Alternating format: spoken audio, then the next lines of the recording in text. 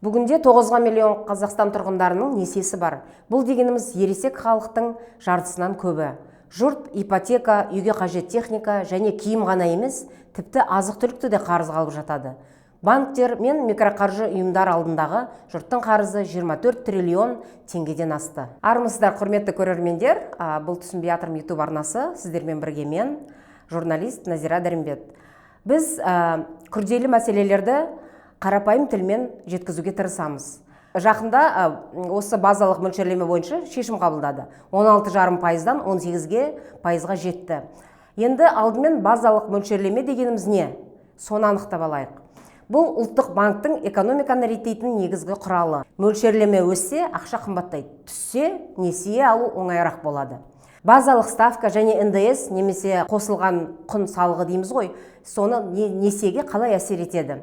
Кредиттер қымбаттай ма, оны халыққа алу қиындай ма? Бүгін осыны көрермендерге түсіндіруге тырысамыз. Базалық мөлшерлеме елдегі ақшаның құны. Банктер несие пайызын осы көрсеткішке қарай белгілейді. Сарапшылардың пікірінше, Қазақстанда базалық ставка әлем елдеріндегі сияқты тез әсер етпейді. Бізде базалық ставка басқа елдердегі сияқты тез жұмыс істемейді. Ол рас. Бізде адамдардың кішкене кредиттің процентіне қарамайтын бір несі бар, ала беретін. Енді оған қоса жалпы физически кредиттің өзін беруді қиындату қазір қолға алынып жатыр. Алдағы уақытта жеке тұлғаларға несие беру қиындау мүмкін. Себебі талаптар күшейтіледі. Банктер несиені қымбаттатады. Шығады, енді банк халыққа кредит беруде кішкене ойлана бастайтын болады. Банкке былай экономика кредит берген, бизнеске сол тиімді, халыққа жаңа тұтынушылық кредит берген.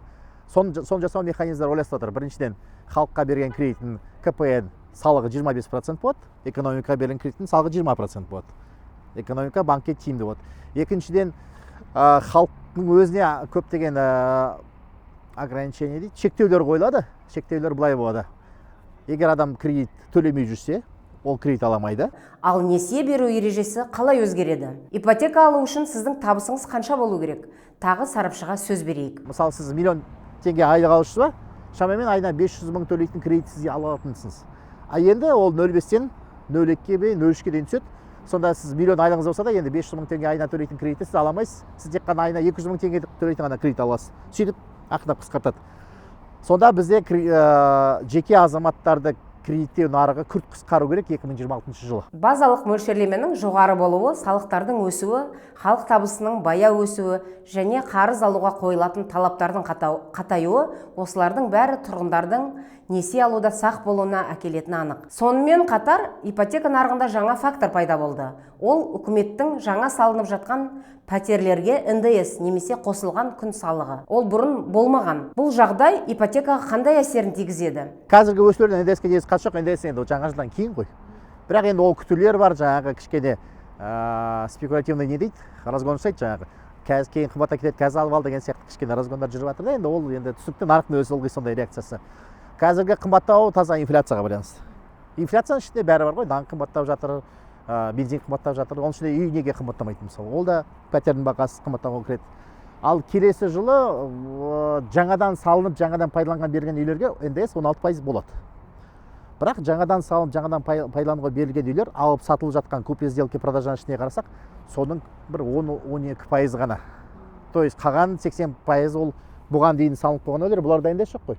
Сіз қазір уже салынып, сізде құжаты бар үйдің ешқандай НДС-ке қосылмайды ол.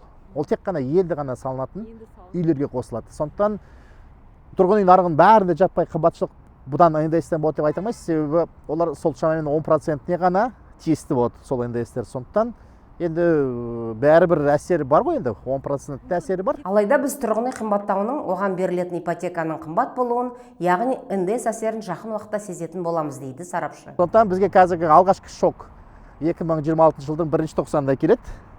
Сол НДС-ның әсері келеді. Бір ол шокты жеңеміз, психологиялық түрде қабылдаймыз. Қабылдап сонымен өмір сүреміз де, белгілі бір уақыттан кейін бізге бұл НДС-ның әсері біз үшін психологиямызда жоғалып кетеді. Айбар Олжайдың айтуынша, қазір ипотека алуға асықпау керек. Сіз 10-15 жылдың ішінде кредит төлеуден шаршап, тіпті психологиялық қиын жағдайға түсуіңіз мүмкін. Ал бір жағынан бір пәтер сізге 2-3 есе қымбатқа түседі. Бірақ қазір кредитке алған дұрыс емес. Андай коммерциялық кредитке 20%-бен. Ол ол деген сұмдық қой. 20% кредит деген жалпы сұмдық нәрсе ол. Ол біз 100 мың теңгеге бір зат алайық, жайды ол білмейді, 20 мың теңге үстінен жарайды нетесін. Ал сіз 10 миллион, 15 миллионға 20%-пен алсаңыз минимум, ол деген енді 3 жылда деген кәдімгі, мысалы сіз енді ипотеканы 2 жылға алмайсыз, 10 жылға аласыз. 4 пәтер бересіз ғой. Бір пәтерді алып, onlar 4 пәтердің ақшасын төлейсіз. 20% деген сол. Қаржылық жағдайды дұрыс бағалау өте маңызды. Осы орайда ұлттық банк халыққа кредит алу мәселесінде ескерту жасап, нақты кеңестер береді. Ендеше сарапшыны пікірін тыңдайық. Ұлттық банк айтып тұр ғой, кредитке жоламаңдар деп сигнал беріп тұр, бәрін қымбаттатып қойған. Осы кезде кредитке жоламау керек, енді айтқан тыңдау керек қой. Өйткені сонда инфляция түседі де кредит арзандайды. Біздің бәріміз инфляцияны тоқтатуға бәріміз күш салсақ, кредиттерге жоламай, сонда инфляция түседі. Егер біз тоқтатпай ала беретін болсақ, онда қымбат та болады, проблема да болады, переплата проблемасы, инфляция да түспейді. Сол проблемамызды бір шешілмей, сол қымбат кредиттердің проблемасы бізге кейін дефолттардың проблемасына айналып кетеді. Дефолттан жаңағы кредит қайтармау. Сонымен құрметті көрермендер, өздеріңіз көріп отырғандай, қазір кредит алуға онша қолайлы уақыт емес. Сондықтан сақ болайық. Қаржыға келгенде сауатты болайық, ойланып қадам жасайық. Ал сіздермен бірге болған Түсінбей жатырмын YouTube арнасы. Арнамызға жазылып, ұнаса лайк басыңыздар, ұнамаса дизлайк қойыңыздар. Бастысы жаңалықтарды жіберіп алмаңыздар. Қош сау болыңыздар.